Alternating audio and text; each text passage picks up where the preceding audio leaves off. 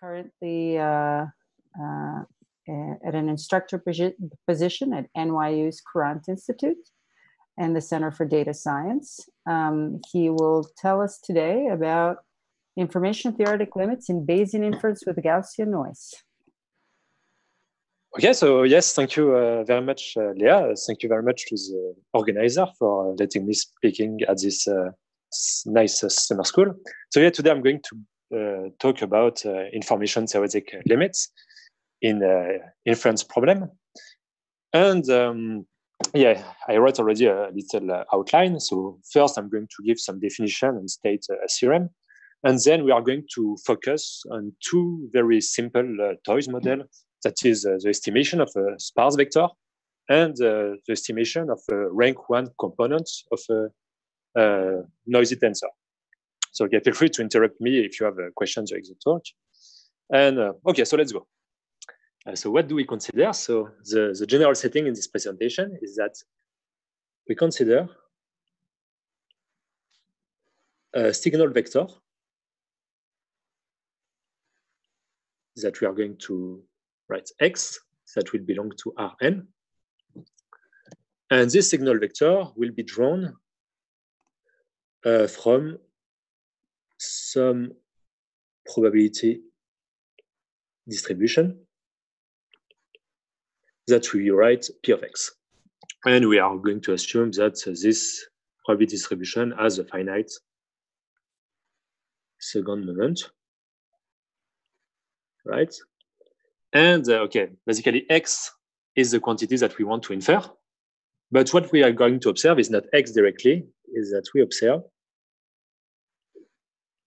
the vector Y, which will be equal to some factor lambda times X plus Z, that will be Gaussian noise. So Z, this is the noise, and the component of Z, sorry, are going to be taken IID, standard, normal, random variable, independently of X also. This factor square root of lambda, which will be what we will call a signal to noise ratio. And so the Y that you had on the left is what you observe. So given Y, your goal is to infer X. And you see that if lambda is very large, it will be very easy to infer X because the signal component of your observation will dominate. Whereas if lambda is very small, it might become trickier. All right? Does that setting make sense? Okay, and there are many questions that you can ask in such a general statistical problem, but here we are going to focus on a very particular one, which is the question that we ask is, what is the value of what we will call the minimal mean squared error that we define like this, MMSE, depending on the signal to noise ratio lambda, is defined as the minimum over all estimators, that is all X hat that takes Y input and outputs an estimate of X. So measurable function from Rn to Rn of the error in L2 sense of our estimator. Right? So we would like to compute this quantity. It's a very, very natural object of interest because it tells you basically what you can potentially hope for when recovering X. Meaning that if the MMSE is very large, if this minimal mean square error is very large, you cannot hope to recover X very well using the observation of Y. Whereas if it's quite small, that means that potentially there exists an estimator that estimates X well. But of course, here, you do not know if there is an efficient way to compute such estimators. It just tells you that there exists a function from Rn to Rn that estimate X well. Okay, so that's why we are talking about information theoretic limits, because it's just a notion of really information, but not of algorithmic hardness of estimating X. All right. So if this makes sense, of course, you can say by Pythagorean theorem that the optimal estimator for estimating X given Y in L2 sense is just the posterior mean of X given Y. Okay, and so if you want to, for instance, plot the behavior of this MMSE, what you expect, of course, is that as a function of lambda, it should start when lambda is equal to 0, you can not estimate better than the variance of X, and then progressively it goes to 0 when lambda goes to infinity. But your goal will be to understand this curve a bit more precisely than that. All right? And so that's what we are going to try to do. And here we see that, okay, since the optimal estimator here is the posterior mean, it's very natural to investigate the posterior distribution of X given Y. So that's what we are going to do now. So the posterior distribution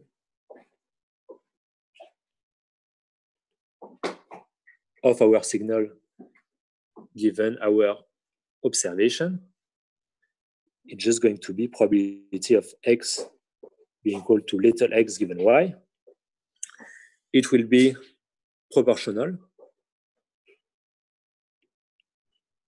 to something that is the prior that you have on your signal, this P of capital X, times a term induced by your observation.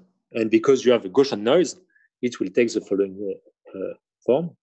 So out of lambda X, right?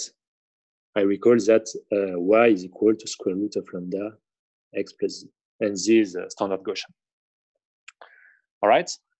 And here, if you expand the square that you have in your exponential, you can say again that this is proportional to exponential X square root of lambda X dot product with Y minus lambda over 2 X square. So here I expanded the square and I also removed the term that didn't depend on little x because this term would be carried inside of this proportional symbol. All right. So that is our posterior distribution. And what's inside the exponential, we will naturally call it the Hamiltonian. And we write for it h of x. And we'll see this as an energy or minus an energy using a statistical point of view. All right, and here, once we have this notation, we can simply write what is our optimal estimator. Our posterior mean is simply the mean under this posterior distribution. So this divided by the normalizing constant.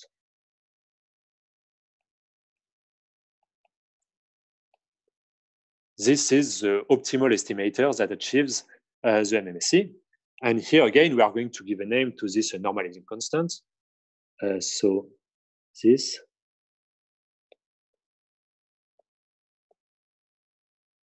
normalizing constant is usually called the partition function, and we are going to write it as Z of lambda.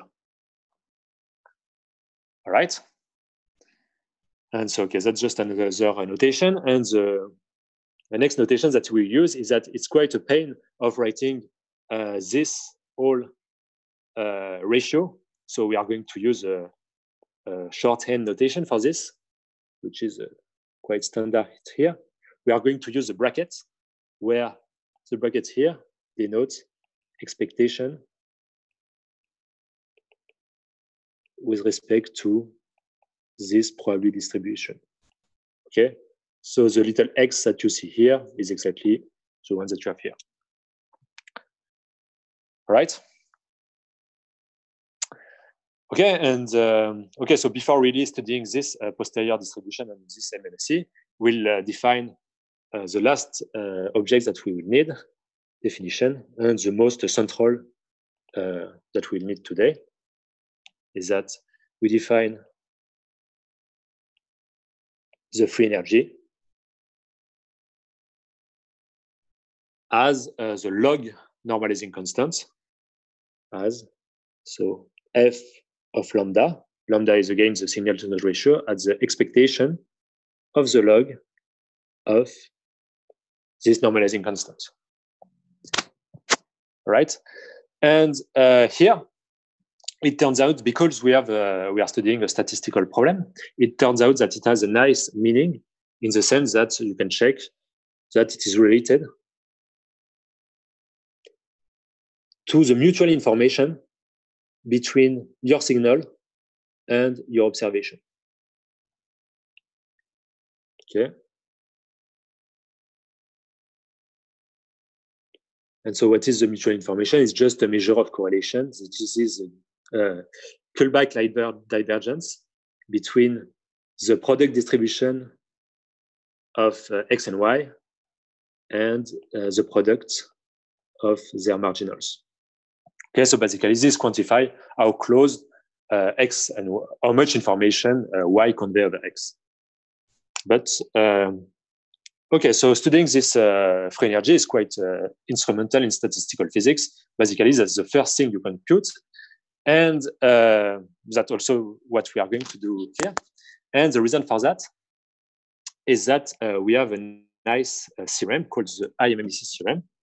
So that's what I'm going to talk now. IMMC theorem. And this theorem was known for a long time as De Broglie identities in information theory. So it is, but recently it has been developed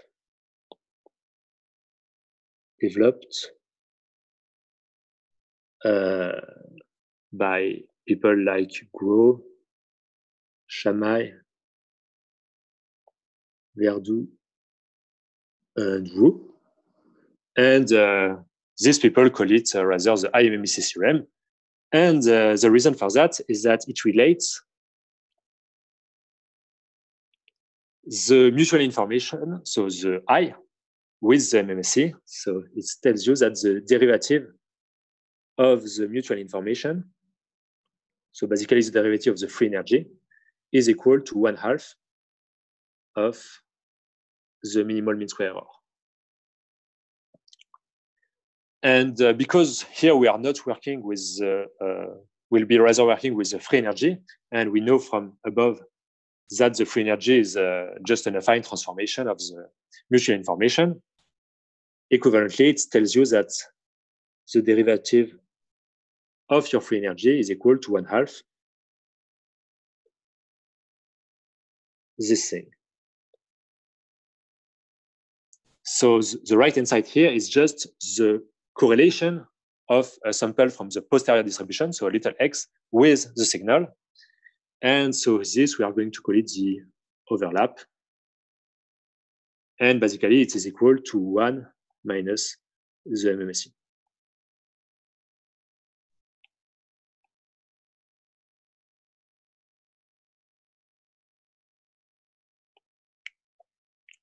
All right, any questions so far? So, yeah, I'm not going to prove it completely because I think you've probably seen that in the lecture of Jean-Christophe Morat at the beginning of the summer school, but I just show briefly from where it comes from. So we have f of lambda, which is again the expectation of the log of our normalizing constant. So this. Here I'm just going to write the Hamiltonian properly. Expectation of square root of lambda x times z plus lambda times x minus lambda over 2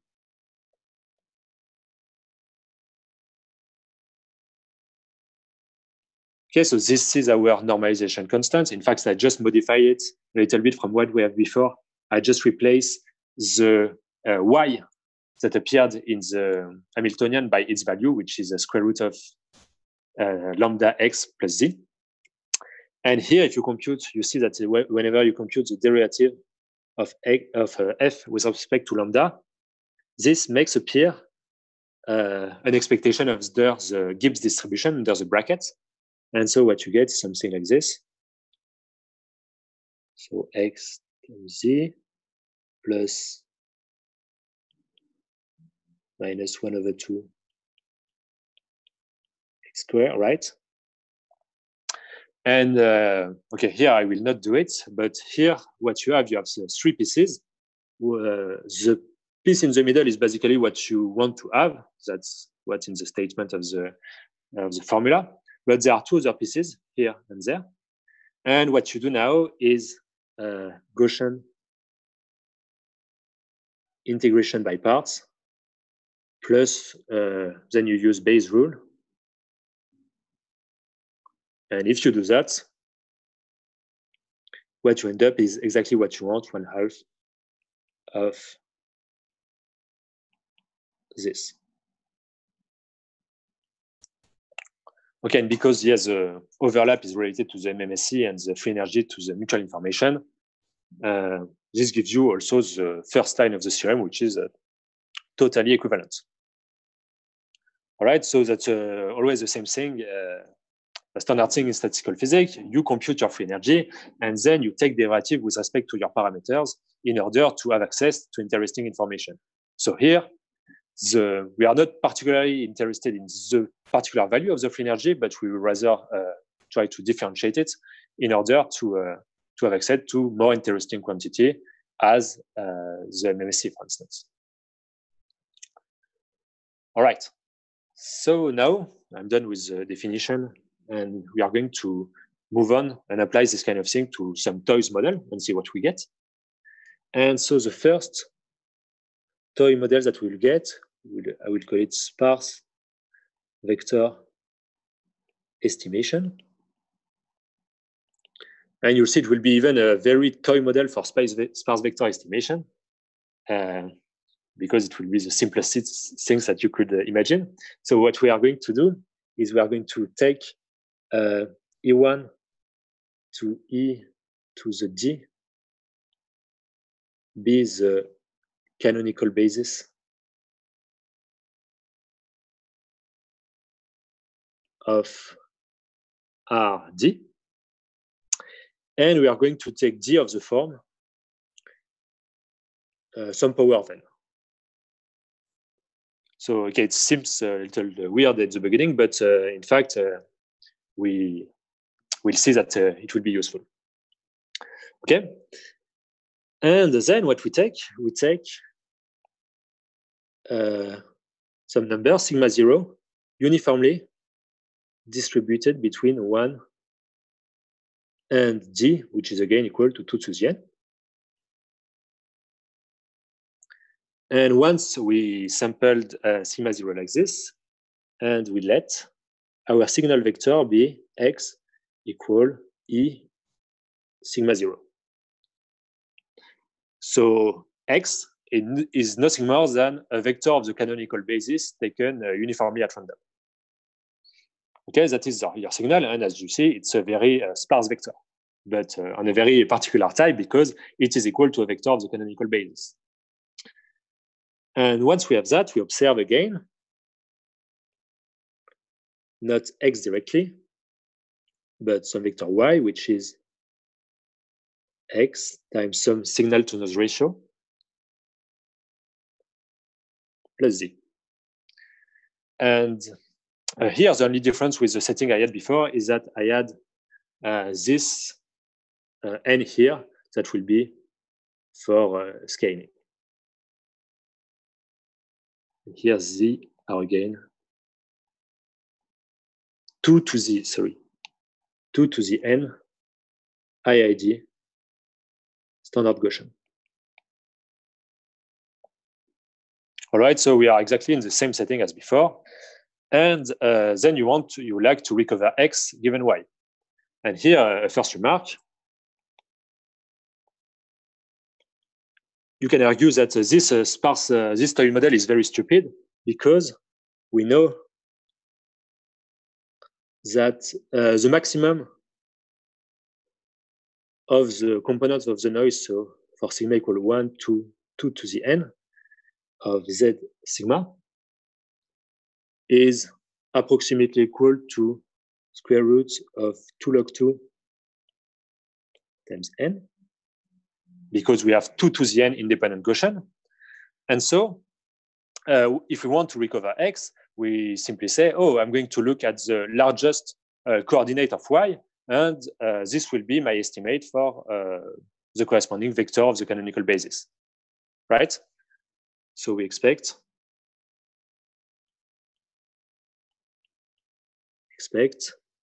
that we can recover X if and only if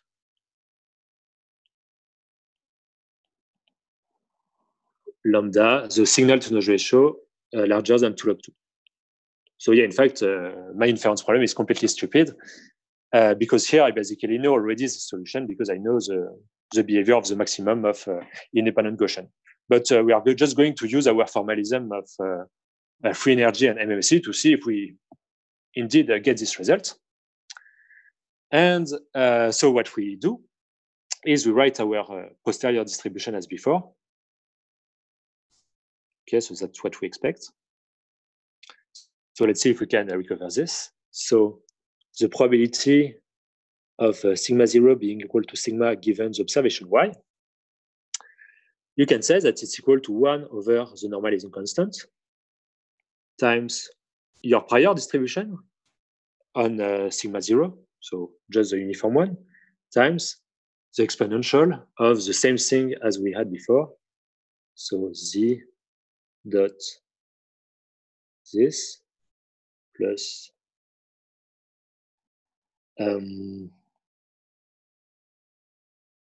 minus lambda n over 2. Right? And so this is our posterior distribution. And so our free energy, f n of sigma, which is just now, here I add an extra 1 over n factor for normalization purposes. But apart from that,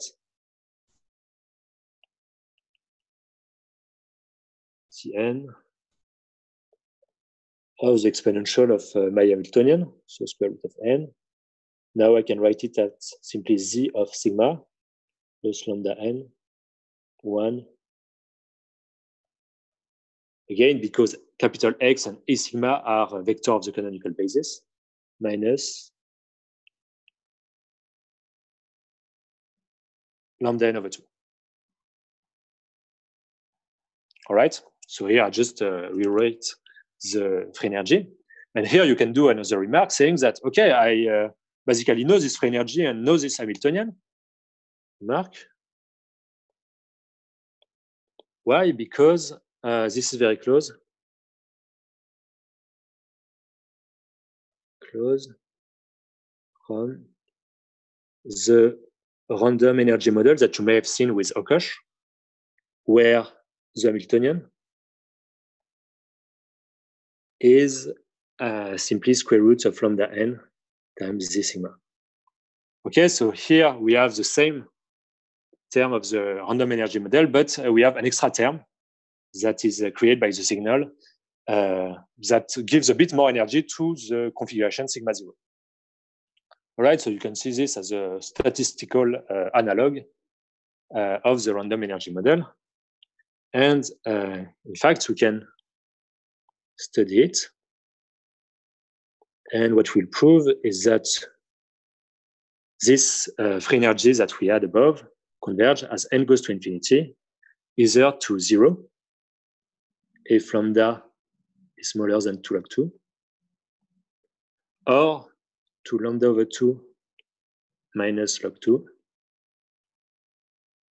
if now lambda is greater than this.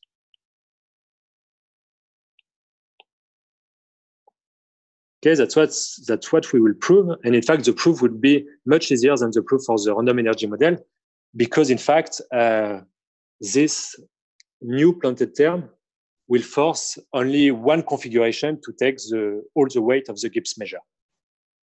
But we will see this in a second. But just now the consequence of this, since f prime of lambda is equal to 1/2 of 1 minus the MMSE, we deduce directly that the MMSE has this shape, as we expected.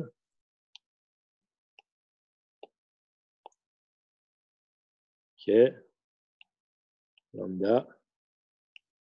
There is a critical value here of 2 log 2, and the MMSE goes from 1 to 0.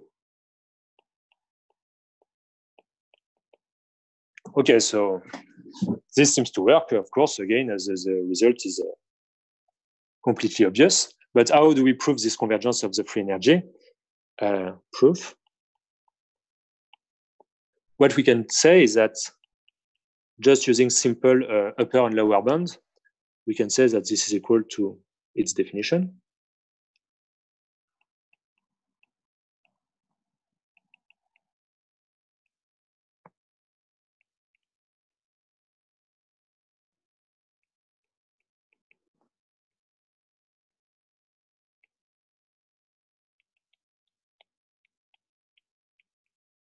Okay, so that's my definition. And here, because I expect that only the configuration corresponding to the planted signal, so the configuration sigma 0 will dominate, my guess is that this lower bound, where I only take the term corresponding to the planted term, so 1 to the n of exponential square root of lambda n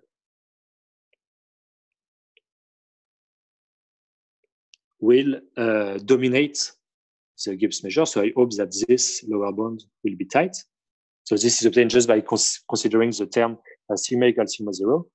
And in fact, what we have here is exactly what we have in our proposition, saying that this is equal to lambda 2 over 2 minus log 2. Okay, so the lower one is very easy, and the upper one is not much more difficult. We only use Jensen inequality to say that by concavity of the logarithm, this is smaller than our normalizing constants, but condition on the signal and the noise on the signal. And if you do that, you can actually compute all of this conditional expectation. And what you get is that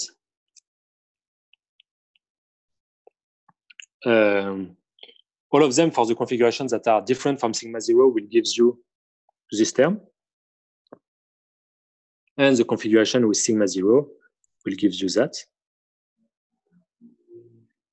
Z sigma 0 plus lambda n over 2 minus n log 2. Right? And here, basically, we are done, because the first term here goes to 1. Here, this term is of order square root of n, so it's negligible compared to the other terms in the exponential. So basically, the behavior will be dictated by this last quantity. And so you get that at n goes to infinity, this either go to lambda 2 minus log 2 if lambda is greater than 2 log 2, and 0 if lambda is smaller than 2 log 2. And this is exactly the converse lower bound that I need in my proposition. Okay, so here we have this sparse vector estimation, which is somehow a planted version, so a version of the random energy model with a signal. And here it is much easier to study because what you expect is when a lambda is large enough, only one configuration will dominate, whereas in the random energy model, you have a few configuration of top energies that will dominate your measure. So here, things are made much more simple by the signal term that we have inside of our Hamiltonian. All right, is there any questions so far? Okay, so now that we have, we did this little warm-up with this quite simple example, we'll try to connect this simple example to maybe a more interesting model. That is a model of rank 1 tensor estimation.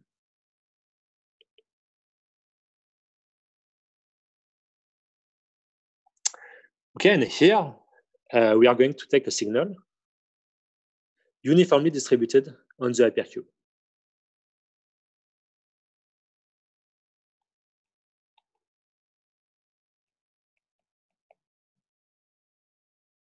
Minus 1, 1 to the n. And what we are going to observe is observation are going to be y, which will do again a signal to noise ratio with a scaling, n p minus 1, times x tensorize p times with itself, plus some noise z. And so what does it mean exactly is that the entry of y that we are going to observe, y will be a p tensor, so we'll p indices, y1 to yp. This will be equal to square root of lambda divided by n p minus 1 times xy1 x p p, where all of this again are IID, standard Gaussian random variable, and this is just for scaling. Okay, so in particular, this model a statistical problem where, for instance, when p equal 2, you would like to recover rank 1 components in a noisy matrix, right? But when p increases, you have the tensor version of this thing, and that's what we have here. Okay. And again, let us write because we do always the same method here. Let us write the free energy. That will be again 1 over n, the exponential, the log of, now we have something a bit more complicated as before, with sum over all possible configuration. So we sum over x on the hypercube of the prior that we have an x, which is a uniform prior, times exponential hn p of x, where hn, where our Hamiltonian is now something like this, square root of lambda divided by n at the power p minus 1, a first term that really corresponds, that is really the analog of the p spin, but that is actually the p spin, z y1 yp p. So that is our p spin, but here we do not have a simple p spin because we have a signal, and that's why we have also a signal term that takes this form, x, inner product of x with the signal, normalized by n at the power p, minus this factor.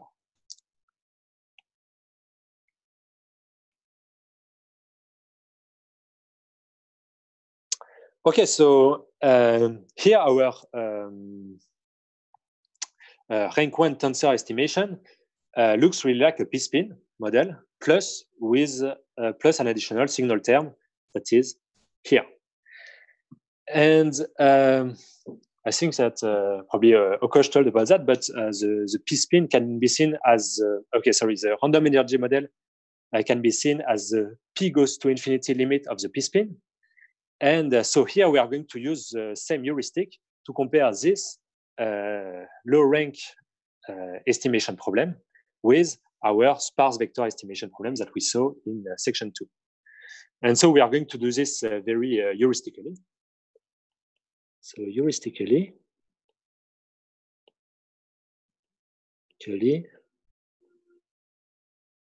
when P is large, what we can say is that the signal term kind of simplifies a bit, because we can say that it is either equal to 1 if the signal is exactly equal to the planted configuration, and 0 otherwise. But here we forgetting, we don't care about the configuration about x equal minus x in order to simplify things. So this signal term is basically when P is very large, either equal to 1 if you are equal to your signal, or it is equal to the power P of something strictly between 0 and 1. And then you can say that when P is very large, it's approximately 0. Okay, so when P is large, the Hamiltonian will simplify. And also what we can say about the random variables that are in our Hamiltonian, the Gaussian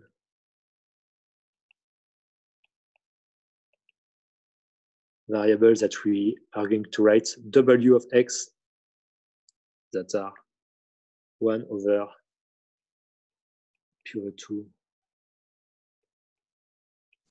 Okay, the p-spin part of the Hamiltonian times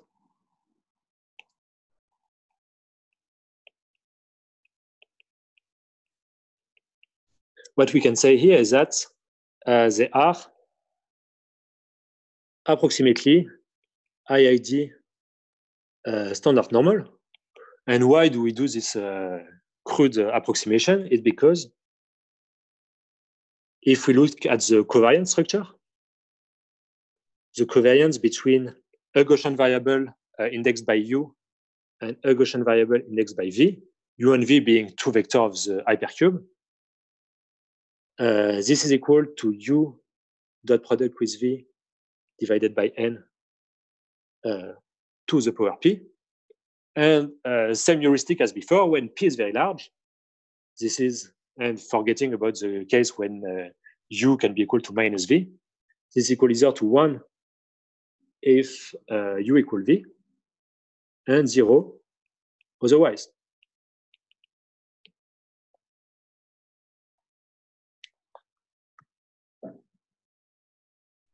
All right. So this is our very crude heuristic. So we expect that for large P, the Hamiltonian of our order P rank 1 tensor estimation problem is approximately equal to square root of lambda n z of x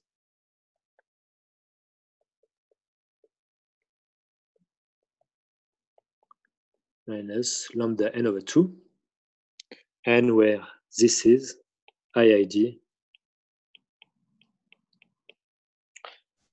n01, because we expect that our Gaussian random variable behaves like as if they were independent for large P.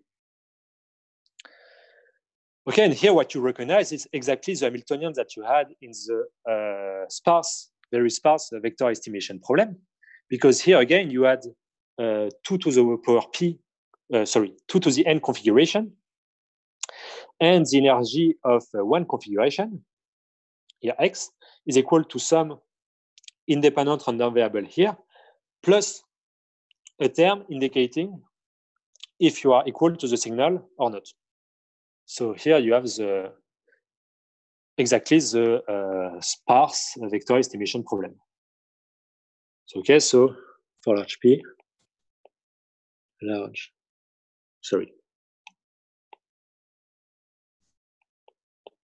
this is the sparse vector problem.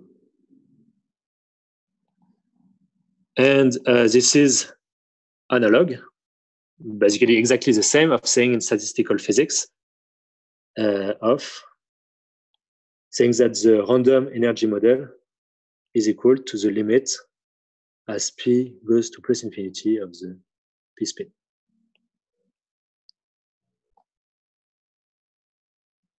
Okay, so while this was only heuristic, in fact, you can make this a bit more precise in the sense that proposition, you can say that the limit as P goes to infinity of the limit of your free energy F Pn of lambda is equal to 0 if lambda is below this 2 log 2 value, and lambda divided by 2 minus log 2 otherwise.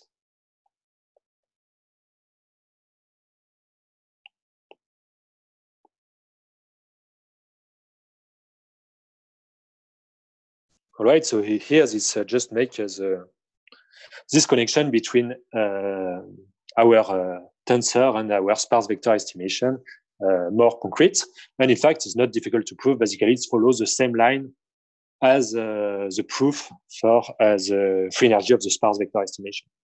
So we are not going to do it, but we are just going to discuss a little bit on the consequences.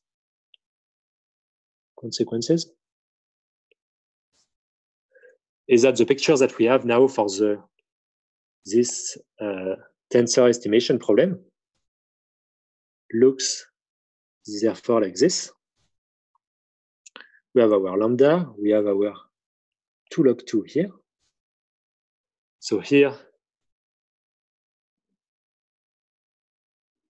we have the MMSE for basically P equal plus infinity, the sparse vector estimation. But what's a consequence of the proposition above tells us that the MMSE for the rank 1 tensor estimation will approach as P goes to infinity the MMSE for the sparse vector estimation. So what we expect is, okay, maybe for that is for, let's say, P equal 2, a low rank matrix estimation problem. But as P will increase, we'll start to observe something like this. Let's say this is P equals 3. And in the end, if you take larger and larger value P, the MMSE of your sparse tensor estimation, tensor estimation will look like this. This will be, for instance, for P equal 10. You will see something like that. And one interesting fact, in fact, is that you can see that you always have a jump here for P greater or equal than 3, whereas for P equal 2, the matrix case, your MMSE goes continuously from 1 to smaller values. Okay, so let me just conclude by two concluding remarks. So we have seen that this complex tensor estimation problem is in the P goes to infinity limit well approximated by this sparse vector estimation problem. But if you want to go a bit further and ask for finite P, for finite P, let's say that you want to plot the curve that I draw here in colors on on the graph above, for finite P, we would need to use techniques like the one discussed by Jean-Christophe in his lecture. The one presented by Jean-Christophe Murat using these Hamilton-Jacobi equations to compute the limit as n goes to plus infinity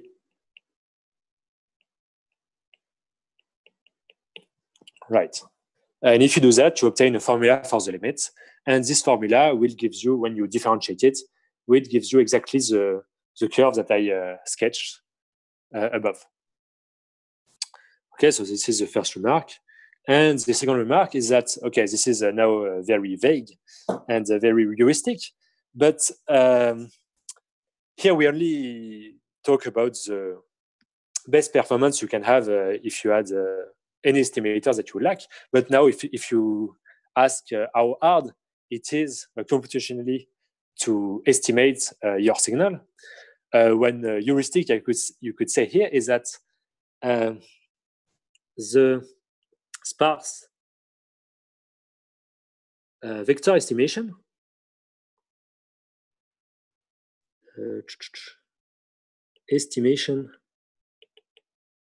problem is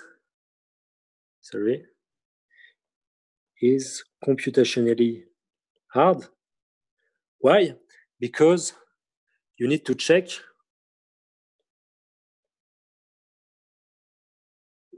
all of the 2 to the n entries and take the maximum if you want to estimate your signal. And here, this is a lot of hand-waving, but now if you say, okay, this when P is very large, this tensor estimation problem is equivalent to this sparse vector estimation, then you could believe that we could believe that our tensor estimation problem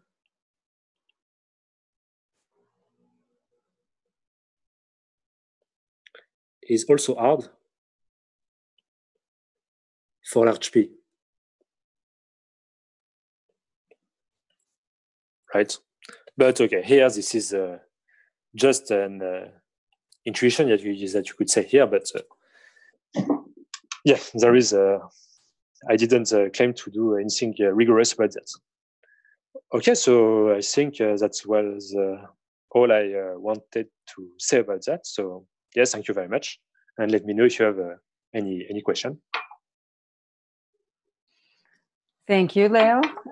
Let me actually unmute the participants so we can all thank you together.